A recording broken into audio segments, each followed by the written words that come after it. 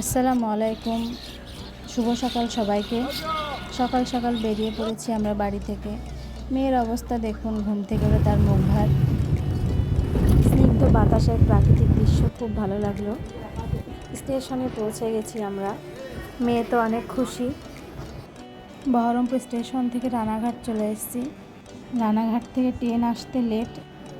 পাপার হাত ধরে ট্রেনের জন্য অপেক্ষা করছে মেয়ে। আমরা বেনাপোল বর্ডার হয়ে যাচ্ছি। দেখুন ট্রেনের বাইরে থেকে দৃশ্যটা কত সুন্দর, বৃষ্টি হচ্ছে।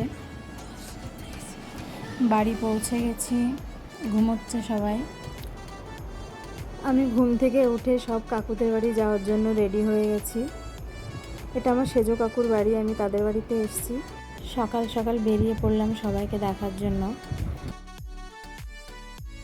যে খাবারগুলো ইন্ডিয়া থেকে নিয়ে এসেছিলাম সেই খাবারগুলো সবার বাড়ি পৌঁছাতে হবে, এই জন্য আমি আরও সকাল সকাল বেরিয়ে পড়েছি।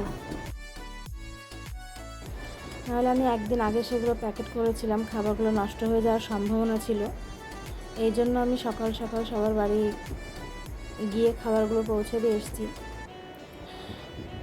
চেকপোস্টের ওখানে কিছু ভিডিও আমি করিনি। এখানে আমাদের সঙ্গে একটা গন্ডগোল হয়ে গেছিলো। পরে আপনাদের সঙ্গে আমাদের এই গন্ডগোলের কথাটা শেয়ার করব কোনো এক ভিডিওতে। ইনি আমার বড় মা, আমার মেয়েকে কোলে নিয়ে তিনি খুব মজা করছিলেন। আমি ওইখান থেকে বেরিয়ে এসেছি, কারণ সকালে নাস্তা আমাদের করা হয়েছিল না। গ্রামের পরিবেশটা অনেক সুন্দর, শুধু একটু জল জমে গেছে, এটাই বিষয়।